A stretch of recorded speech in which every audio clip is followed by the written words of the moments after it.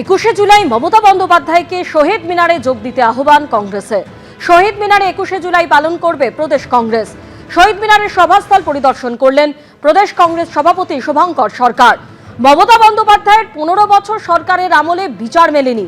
প্রায়শ্চিত্ত করুন, কংগ্রেসের সঙ্গে যা করেছেন, ভুল করেছেন স্বীকার করুন মমতা বন্দ্যোপাধ্যায়।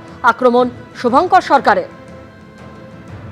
আমি বলছি, এই শহীদ মিনারে দাঁড়িয়ে আমরা মমতা বন্দ্যোপাধ্যায়কে আহ্বান করছি, তার যদি সৎ সাহস থাকে নিশ্চয়ই তিনি ইতিহাসকে বিকৃত করবেন না। তিনি এই শহীদ মঞ্চে এসে তিনি ভুল করেছিলেন, ভুল সিদ্ধান্ত হয়েছিল। আজকে শহীদ মিনারের মঞ্চে দাঁড়িয়ে এই কথা বলবেন, তার কারণ পতাকাটা ছিল যুব কংগ্রেসের চক্রের পতাকা, কংগ্রেসের হাতের পতাকা। আর সেই পতাকার সম্মান যারা রাখতে পারেন, যে কোনো জায়গায় রাজনীতিতে তাদের উচ্চতা অনেক বেশি হয়। আমি আশা করব যে মমতা বন্দ্যোপাধ্যায় ভুল স্বীকার করলে আগামী দিনে তিনিও মনে শান্তি পাবেন, কারণ এখনো পর্যন্ত দোষীদের গ্রেপ্তার করা হয়নি।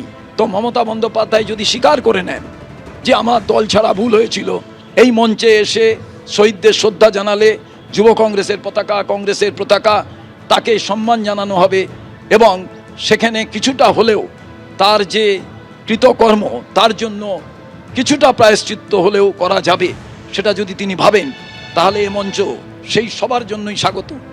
তাঁরা যখন 1993 সালের 21শে জুলাই তৎকালীন যুব কংগ্রেস সভানেত্রী মমতা বন্দ্যোপাধ্যায় যখন কর্মসূচি ডেকেছিলেন এবং সেখানে সিপিএম গণহত্যা লীলা চালিয়েছিল, তখন তো প্রদেশ কংগ্রেস মমতা বন্দ্যোপাধ্যায় এবং আন্দোলনকারীদের পাশে দাঁড়ায়নি এবং তারপর দীর্ঘ কয়েক বছরও আদৌ কোনো কর্মসূচি তারা করেননি।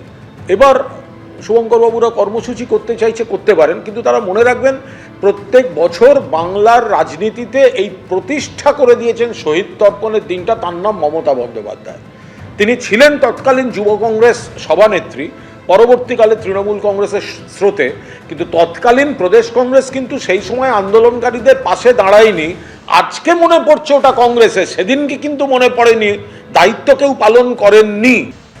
আপনারা জানেন যে দুর্নীতি, সিন্ডিকেট, তোলাবাজির মামলার তদন্তে কমিশন গঠনের কথা আগেই ঘোষণা করেছিলেন রাজ্যের মুখ্যমন্ত্রী শুভেন্দু অধিকারী, এবং সেই কমিশন কিভাবে কাজ করবে, তার ক্ষমতা কতটা হবে, তা নিয়ে জারি করা হলো বিজ্ঞপ্তি।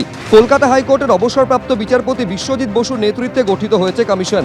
আর এই যে বিজ্ঞপ্তি প্রকাশিত হয়েছে, সেখানে বলা হয়েছে ঘূর্ণিঝড় আমফানের পুনর্বাসন, 100 দিনের কাজসহ বিভিন্ন ক্ষেত্রে যে প্রাতিষ্ঠানিক দুর্নীতির অভিযোগ এসেছে তার তদন্ত করবে এই কমিশন। তাছাড়াও রাজ্য সরকার ও কেন্দ্রীয় সরকারের প্রকল্পে আর্থিক অনিয়ম, তহবিলের অপব্যবহারের ঘটনার তদন্ত করবে তারা। পাশাপাশি স্কুল, কলেজ, বিশ্ববিদ্যালয়ে সংগঠিত দুর্নীতিরও তদন্ত করা হবে। তদন্ত করা হবে চিকিৎসা প্রতিষ্ঠানে দুর্নীতির অভিযোগেরও। কমিশন যে কোনো ব্যক্তির কাছ থেকে অভিযোগ নিতে পারবে এবং তা খতিয়ে দেখতে পারবে। প্রয়োজনে পুলিশকেও এফআইআর এর সুপারিশ করতে পারবে।